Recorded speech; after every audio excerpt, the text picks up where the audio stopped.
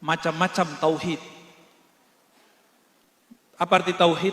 Wahada yuwahidu tauhidan.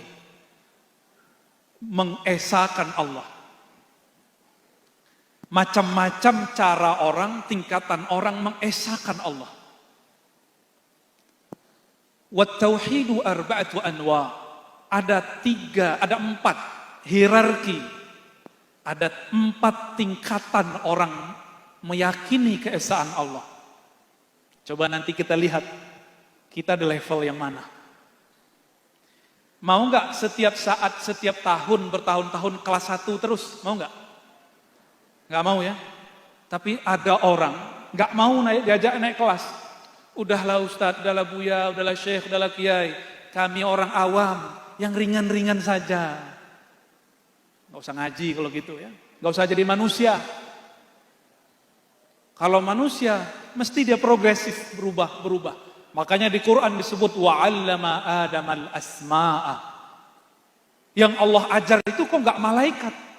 Padahal malaikat sudah ribuan tahun di surga. Kenapa bukan malaikat yang diajar? Karena malaikat ghairu sholihin.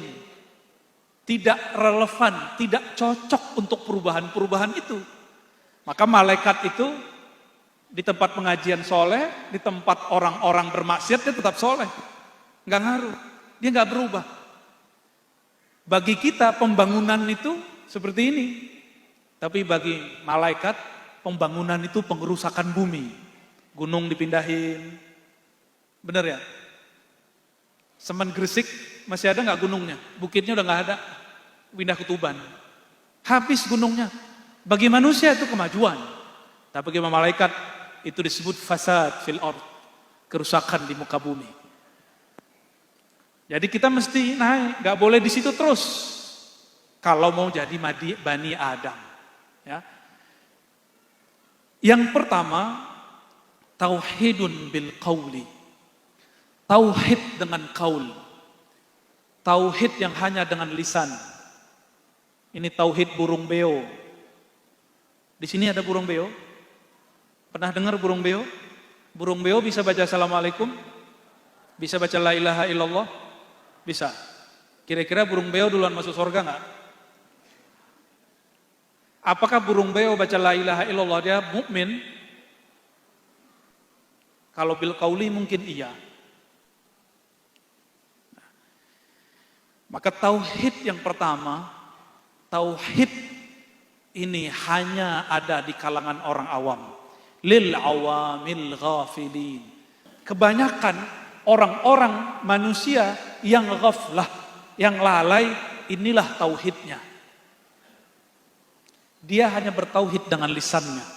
Cuma dengan lisan. Nggak nyampe ke sini.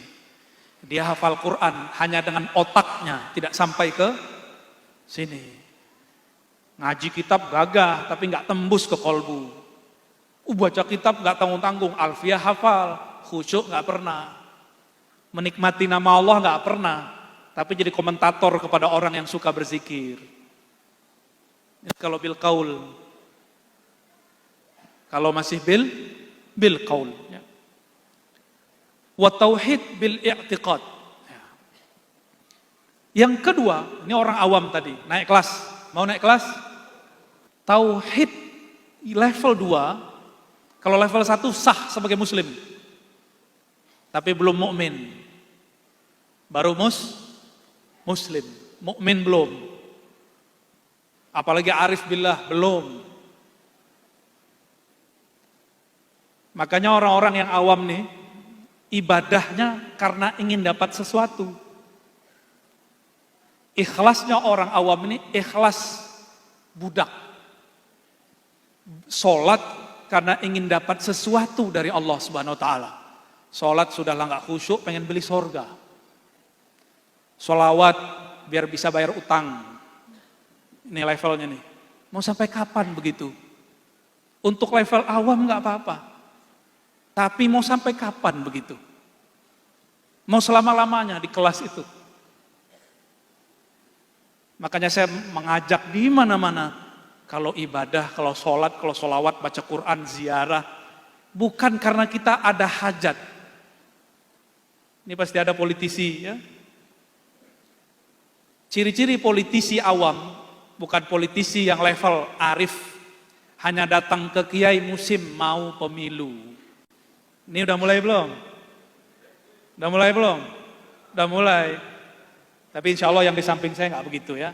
Lagi serius beliau nih. Imam Sya'rani sering mengingatkan dari dulu, hati-hati para kiai, para masyayikh. Itu para penguasa atau para politikus hanya mendatangi kalian jika mereka ada hajat.